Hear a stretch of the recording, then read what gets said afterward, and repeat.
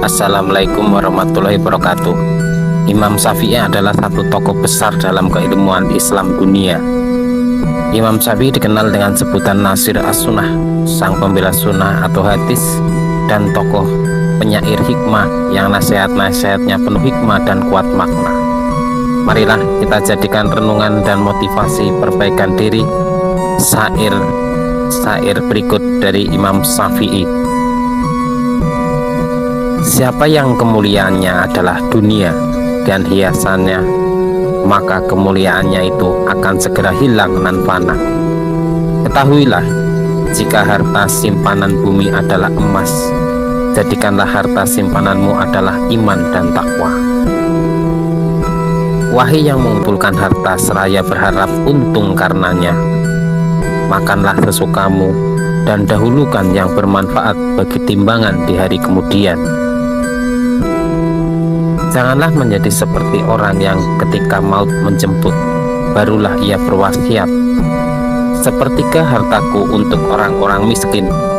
Kekasihku sakit, aku menjenguknya, aku pun jatuh sakit karena mengkhawatirkannya. Kekasihku menjengukku, seketika aku sembuh karena melihatnya. Yang kebaikan bagi kamu ada 4 ungkapan, sebagaimana yang telah Nabi sabdakan. Takutlah akan perkara subhat, suhudlah, tinggalkanlah hal yang tampak bermanfaat bagimu, dan beramallah disertai niat. Jika kau khawatir ujub atau amalmu, maka ingatlah, ridho siapa yang kau cari, anugerah apa yang kau hendaki, dari siksa apa kau lari, kesehatan apa yang kau syukuri, musibah apa yang kau renungi.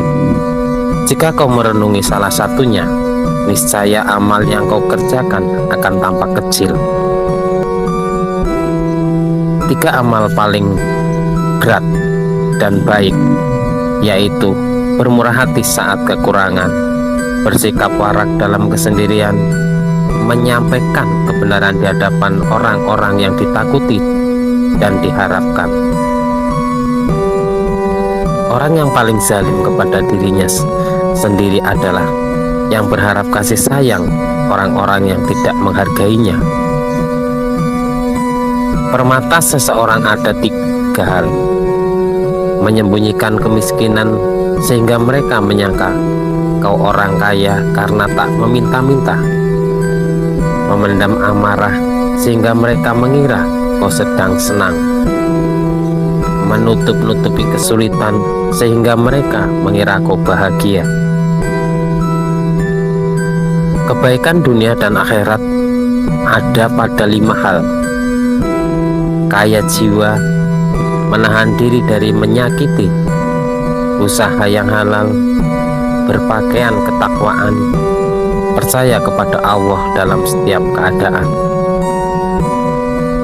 Imam Syafi'i ditanya, hal-hal apakah yang paling menjatuhkan harga dirinya? Beliau menjawab, banyak bicara, menebar rahasia, dan mudah percaya kepada siapa saja. Siapa yang memiliki 3 sifat ini, maka ia telah menyempurnakan imannya. Yang pertama, memerintahkan berbuat baik, dan ia sendiri mengerjakannya. Yang kedua, mencegah kemungkaran, dan ia sendiri menjauhinya. Dan yang ketiga, menjaga batasan aturan Allah. Orang yang mendengar dengan telinganya akan menjadi pencerita. Orang yang menyimak dengan hatinya akan menjadi orang yang mengerti. Dan orang yang menasehatinya dengan perbuatannya akan menjadi pemberi petunjuk. Jika kau tak tahu dan tidak mau bertanya kepada yang tahu, maka bagaimana kau bisa tahu? Andai kau tahu atau merasa tahu, niscaya kau tidak akan berselisih dengan orang-orang yang tahu tentang sesuatu yang ia tahu. Kau bodoh dan tak tahu jika kau bodoh. Lalu, siapa yang akan menolongmu jika kau tak menolong dirimu sendiri? Setiap orang pasti ada yang menyukainya dan membencinya. Karena itu, hendaklah seseorang senantiasa bersama dengan orang-orang yang sangat taat kepada Allah Azza wa Jalla. Orang yang paling zalim kepada dirinya sendiri adalah yang merendahkan kepada orang, yang tidak memuliakannya, mengharap cinta seseorang yang tidak membawa kebaikan apa-apa, dan menerima pujian orang yang tidak dikenalnya. Hal yang paling jelas pada diri manusia adalah kelemahannya. Maka barang siapa yang menyaksikan kelemahan dirinya, niscaya ia mencapai keistiqomahan bersama Allah. Kurendahkan nafsuku kepada mereka, supaya mereka memuliakannya. Takkan terhormat nafsu yang tidak kurendahkan. Tak termasuk menjaga harga diri bila seseorang memberitahukannya usianya. Sebab jika ia masih muda, orang-orang akan meremehkannya.